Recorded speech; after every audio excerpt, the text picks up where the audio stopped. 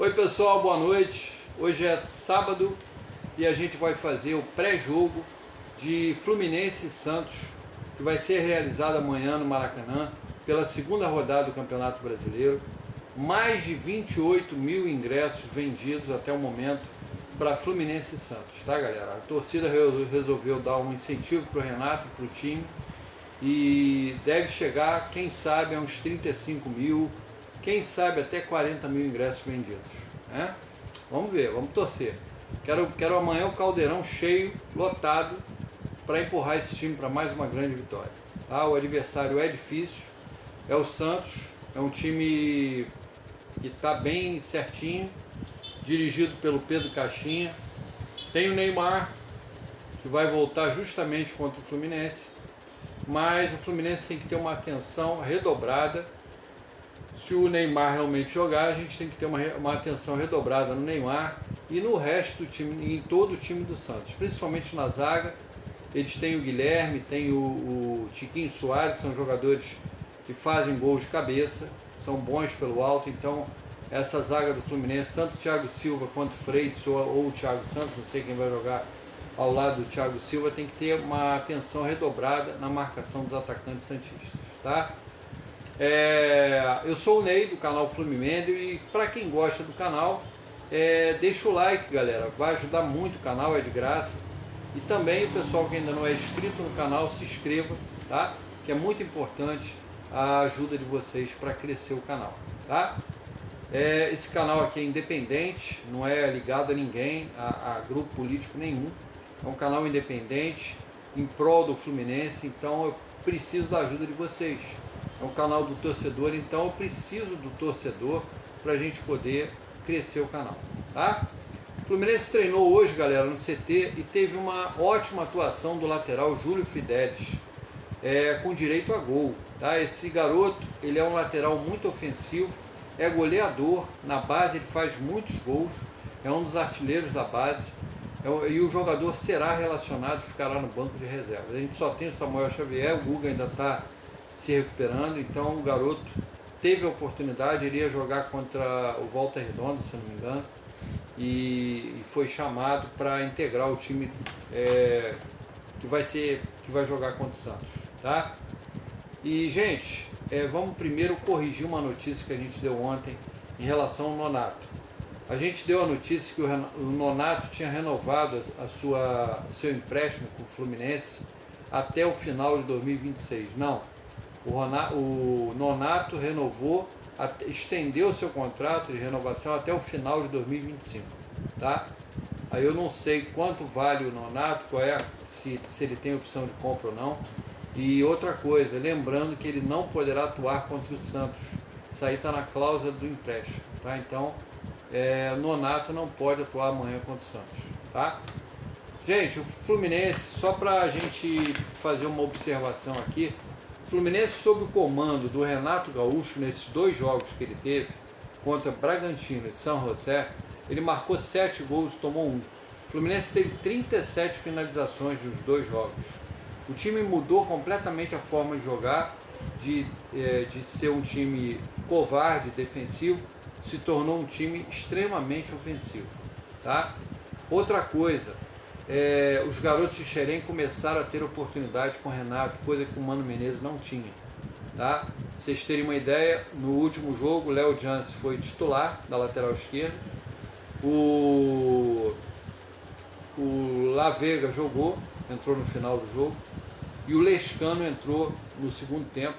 Então ele está dando oportunidade para os garotos, e é assim que tem que ser, é assim que o treinador tem que fazer, dar oportunidade para a base, que é da base que vai surgir os novos craques, os futuros craques. Então o Renato está agindo direitinho, está fazendo o dever de casa e está fazendo o que ele tem que fazer realmente, dar oportunidade para a base aos poucos, tá? Agora, galera, mudando um pouquinho de assunto, tem uma bomba explodindo no Fluminense e eu vou trazer para vocês aqui, em relação à SAF, tá?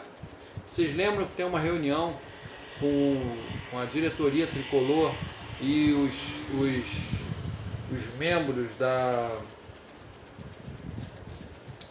dos conselheiros na segunda-feira, dia 14, né? Acho que é segunda, ou terça, acho que é segunda, dia 14, E essa reunião o Mário Bittencourt vai expor como vai ser os moldes da SAF, como é que está a situação agora, se tem proposta, qual é a proposta, quais os moldes da proposta, enfim, vai ter que especificar tudo para esse grupo de conselheiros e também para um grupo político tricolor, de oposição ao tricolor, a ele, né? Então, só que um advogado tricolor entrou com uma ação na justiça pedindo transparência na SAF do Fluminense. E o Fluminense emitiu uma nota dizendo que isso aí é uma ação política e que a reunião de segunda-feira vai ser transmitida ao vivo pela Netflix. Então, a reunião vai ser transmitida pela Netflix, não por ele, por livre e espontânea vontade, ter essa ideia, não, porque ele foi obrigado pela justiça, né? O advogado entrou na justiça e tem um grupo de tricolores, tá? Que vai também entrar na justiça exigindo que ele não seja o CEO da nova SAF tricolor, tá? De repente estão angariando assinaturas de sócios e eu sou um dos que sou contra, não quero o Mário como CEO de Fluminense nenhum. Ele que seja CEO de um time que ele quiser, menos o Fluminense. Ele não tem capacidade, demonstrou que ele não tem capacidade para isso, tá? Para ser CEO de ninguém, nem do condomínio dele. E o Fluminense emitiu a nota, como eu falei, dizendo que a reunião vai ser transmitida ao vivo. A nota foi após o advogado tricolor entrar na justiça, tá? Só para lembrar. Gente, a verdade é que o Mário Bittencourt e suas marionetes, né, fizeram esse processo de escolha dos investidores na calada da noite, inclusive rechaçando propostas que chegaram do mundo árabe. Isso aí todo mundo já está ciente. Isso aí foi uma notícia que vazou na mídia e agora, né, ele agora tenta fazer com que alguma coisa seja transparente, né? Só que o passado, os investidores que queriam investir no Fluminense, que ele rechaçou, isso aí não tem como voltar atrás, né, galera? Então, não adianta ter transparência agora com o molde de SAF falida que ele quer colocar no Fluminense, onde só ele se beneficia, tá? Ele tá recebendo pressão dos grupos políticos e da oposição, e aí, meu amigo, a corda está apertando. Os sócios, que eu quero dizer que os sócios não são bobos, tá? E não vão aprovar um modelo de SAF que prejudique o Fluminense. Não vão, duvido que aprovem. E nem vão aprovar que ele seja o seu, tá? Ponto final. Edinho, galera, um dos maiores zagueiros que atuou no nosso Fluminense nas décadas de 70 e 80. Esse eu vi jogar e vi muito. Fui muito a Maracanã para assistir o Edinho jogar. Não só o Edinho, a zaga era Tadeu, Edinho, lateral esquerdo era Rubens Galaxy, o lateral direito era o Edevaldo, o meio campo era Delei, Gilberto e Mário, e o ataque era Robertinho, Cláudio Adão e Zezé. A gente ainda tinha na reserva o Gilcimar Ponteiro, irmão do Gilson Gênio, né? A gente tinha Cristóvão, que depois se tornou treinador, no meio campo, na reserva. Enfim, a gente tinha um baita time e vários jogadores de nível também na reserva. Então, o Edinho visitou o CT, tirou foto com o Renato, viu os jogadores, conversou com os jogadores e foi um grande craque, jogou muito. Um abraço aí ao Edinho, tá?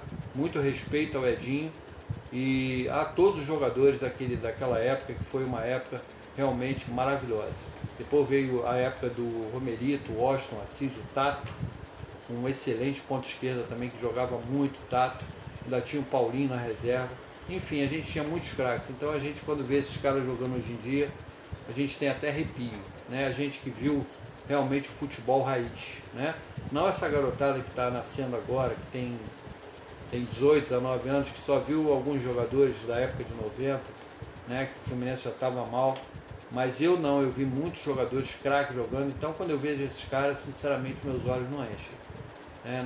Realmente não dá muito para você falar, porque eu vi muitos craques jogando que deixavam esses caras aí no chinelo, tá? Bom, vamos falar agora, galera. Sim, uma ideia, tá? Por que não o Edinho como CEO?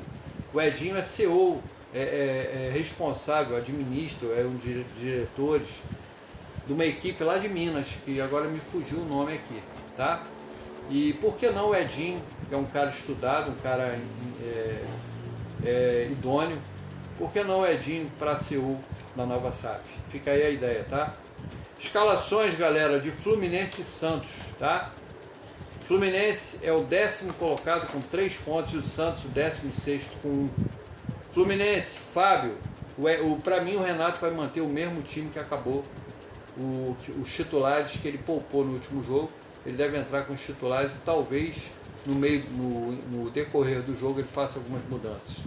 Fluminense escalado com Fábio, Samuel Xavier, Thiago Silva, Freitas e René, Martinelli, Hércules e Lima, Arias, Cano e Canóbio, técnico Renato Gaúcho. Eu faria algumas mudanças, Thiago Santos no lugar do Freitas, Bernal no lugar do Hércules, Ganso no lugar do Lima e o Keno no lugar do Canóbio. Eu mexeria nessas 4 posições. Santos escalado com Gabriel Brazão, Léo Godoy, Gil, Zé Ivaldo e Escobar, João Smith, Diego Pituca e Tassiano, Raul Reiser, Tiquinho Soares e Guilherme, técnico Pedro Caixinha. O jogo é domingo no Maracanã, às 19h30, e o árbitro da partida é o Felipe Fernandes de Lima, de Minas Gerais. O Fluminense precisa marcar o time do Santos quando não tiver a bola. E quando tiver a bola tem que ser vertical. Buscar os contra-ataques rápidos pelas pontas, servindo o Cano para finalizar. Tá? Essa tem que ser a tática do Fluminense, na minha opinião. E escalar o Freitas vai ser uma temeridade, viu, galera? Ele até acerta alguns passes em longa distância, mas ele no mano a mano e ele na bola aérea dá um batimento cardíaco muito grande nos tricolores, tá? É isso que eu tinha para falar, é o pré-jogo. Amanhã a gente vai gravar tudo depois da partida, pós-jogo, falando do jogo, e espero uma grande vitória tricolor. Fica aí meu convite, galera. Amanhã tem pós-jogo e tem vídeo aqui no canal, tá? Peço a galera que se inscreva e deixe o like no vídeo, que vai ajudar bastante o vídeo. Abraço a todos, saudações tricolores e um bom sábado para vocês.